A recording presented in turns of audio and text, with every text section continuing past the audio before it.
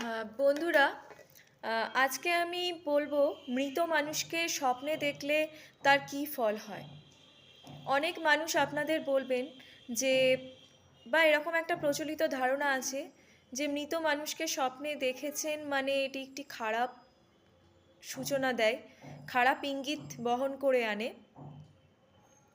অনেক সময় আমাদের হিন্দু ধর্মে বলা হয়ে থাকে যে আমরা যদি স্বপ্নে দেখি যে কোনো মৃত মানুষ খুব হাসি খুশি আছেন এবং আপনার সাথে আপনি দেখছেন সে খুব ভালো আছেন, তাহলে বুঝবেন যে তিনি স্বর্গপ্রাপ্তি করেছেন বা উম, তার আর কোনো সমস্যা নেই। তিনি কিন্তু একটি পূর্ণ আত্মা হিসেবে বোঝা হয়ে থাকে, বা তিনি তার আত্মার কিন্তু শান্তি হয়েছে, এইটুকু বলা হয়ে থাকে।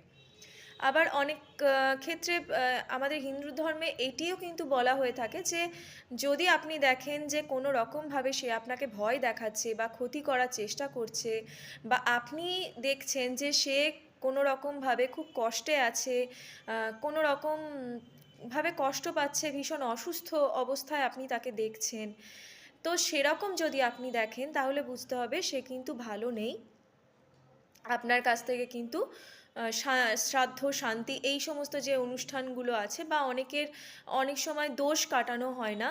অনেকে বলা হয়ে থাকে যে এক পা দোষ পেলে নাকি সঙ্গে করে নিয়ে চলে যায়, দু পা তার বেশি, দু পা এবং দু পা তার দু পা এবং দু পার বেশি দোষ পেলে কিন্তু সেটা সঙ্গে নিয়ে যাওয়া যায় না, তার জন্য নাকি বিশেষ পুজো অর্চনার ব্যবস্থা করতে হয়।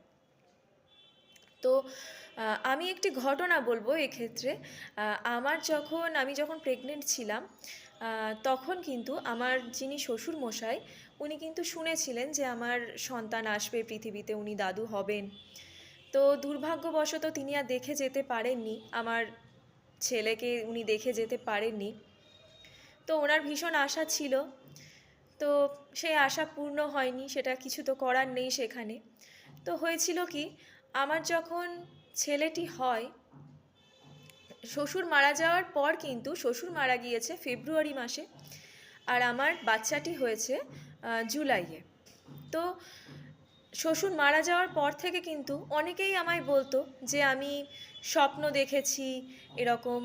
আহ, আমার আমার হাজব্যান্ড হয়তো কোনো সময় বলল, আমার শাশুড়ি হয়তো বলল, আমার অনেকেই বলতো, কিন্তু আমি সেভাবে দেখিনি। আমার যখন বাচ্চাটি হয়, ভূমিষ্ঠ হওয়ার পর একদিন হঠাৎ করে দেখছি যে উনি, আমি দাঁড়িয়ে আছি আর উনি কিন্তু হাসতে হাসতে, ঠিক যেমনভাবে হাঁটতেন, শান্ত একটা স্নিগ্ধ মুখে হাসতেন, হাসতে হাসতে উনি হেঁটে আমার দিকে এগিয়ে আসছেন।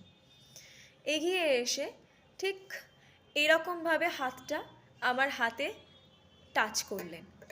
যেহেতু উনি মারা গেছেন, আমি অতটা ওনাকে টাচ করতে সাহস করছি না। ওই স্বপ্নটা কিন্তু আমি দুবার দেখলাম, সেই দিনই দুবার কিন্তু দেখলাম।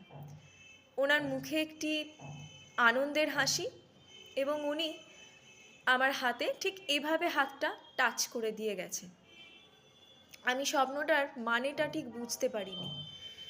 পরের দিন আমার জেমা আর আমার হাজবেন্ড দুজনকে বললাম যে আমি বুঝতে পারছি না এই স্বপ্নটার কি মানে।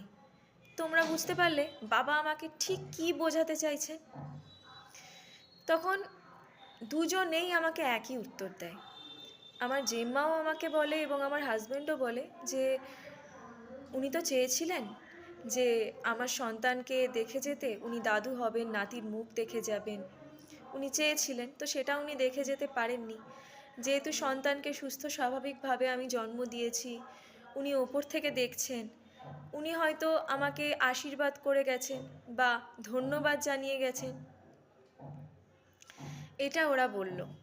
তো এখন আজকে আমারও এটাই মনে হয় যে সত্যি উনি বোধহয় আমাকে আশীর্বাদই করে গেছেন, কারণ কোনোভাবে উনি আমাকে ভয়ও দেখাননি, বা উনি মারা যাওয়ার পর আমি কোনো রকমভাবে কোনো দিন ভয়ও পাইনি। বরং আমার সাহস হতো যে না, উনি আমার নিজের লোক, উনি আমার আপনজন, উনি যদি উনি যদি কিছু করেন সেটা আমার ভালোর জন্যই হবে, বা উনি আমার ভালোই করবেন। সেই চিন্তাটা আমার কখনো আসেইনি, বা সেরকম আমার কোনোদিনও মনেই হয়নি। তো এই ছিল আমার বন্ধুরা আজকের গল্প। কেমন লাগলো অবশ্যই আমায় জানাবেন এবং ভালো লাগলে অবশ্যই আমার চ্যানেলটিকে সাবস্ক্রাইব করবেন।